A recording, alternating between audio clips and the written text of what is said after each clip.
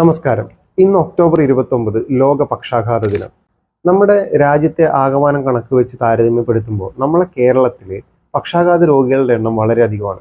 1,00,000-ഓളം ആളുകളുടെ എണ്ണം എടുക്കുമ്പോൾ അതിൽ 145 പേർക്ക് പക്ഷാഘാതം വരുന്നുണ്ട് എന്നുള്ളതാണ് അവസാന വർഷത്തെ കണക്ക്. എന്നാൽ ഇത് ഓരോ വർഷം വർദ്ധിക്കുകയും ചെയ്യുന്നുണ്ട്.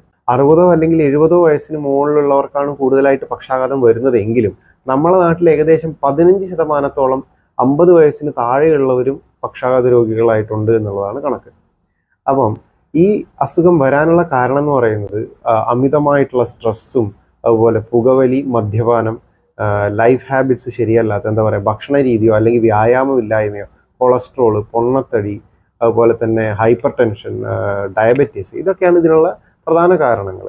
പക്ഷാഘാതം എന്താണെന്ന് വെച്ചാൽ നമ്മുടെ തലച്ചോറിലേക്കുള്ള രക്തസഞ്ചാരം തടസ്സപ്പെടുമ്പോൾ അതിൻ്റെ ഭാഗമായിട്ട് തലച്ചോറിലേക്ക് എത്തുന്ന രക്തത്തിൻ്റെ അളവ് കുറയും, അല്ലെങ്കിൽ രക്തം എത്താതിരിക്കുകയും അതിൻ്റെ പേരിൽ ഓക്സിജനും മറ്റു പോഷകങ്ങളും തലച്ചോറിന് ലഭിക്കാതെ തലച്ചോറിൻ്റെ കോശങ്ങൾ നശിച്ചു പോകുന്ന ഒരു ഗുരുതരമായിട്ടുള്ളൊരു രോഗമാണ് ഈ പക്ഷാഘാതം എന്ന് പറയുന്നത്.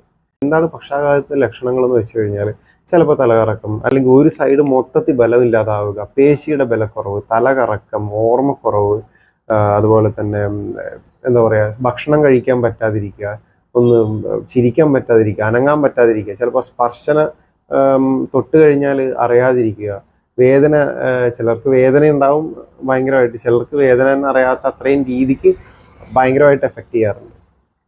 അതുപോലെ തന്നെ മൂഡ് സ്വിങ്സ്, ദേഷ്യം, ഭയങ്കരമായിട്ടുള്ള ഇത്തരം പ്രഷറുകളും ഇതിൻ്റെ ഭാഗമായിട്ട് ഉണ്ടാവാറുണ്ട്. ഈ അസുഖത്തെ ഒരു വാതജ വ്യാധിയായിട്ടാണ് കണ്ടുവരുന്നത്.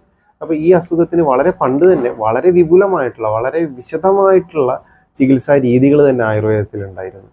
എന്താണെന്ന് വെച്ചാൽ പഞ്ചകർമ്മങ്ങളും, അതുപോലെ എന്താ പറയുക ശിരോവസ്തി, ശിരോധാര, തലപൊതിച്ചിൽ, നസ്യം, അതുപോലെ തന്നെ പിഴിച്ചിൽ, സർവാംഗാഭ്യംഗം, കിഴികൾ, അത് ഓരോ സ്റ്റേജിലും വിവിധ തരം കിഴികളാണ് ചെയ്യുക. ബസ്തി തുടങ്ങി നിരവധി ചികിത്സകളുണ്ട്.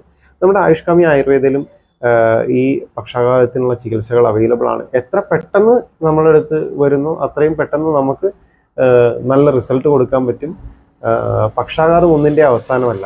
പക്ഷാഘാതം ചികിത്സിച്ച് നമുക്ക് അവരുടെ ലൈഫ് സ്റ്റൈൽ, അവരുടെ ലൈഫ് ക്വാളിറ്റി ഒരുപാട് ബെറ്റർ ആക്കി കൊടുക്കാൻ പറ്റും.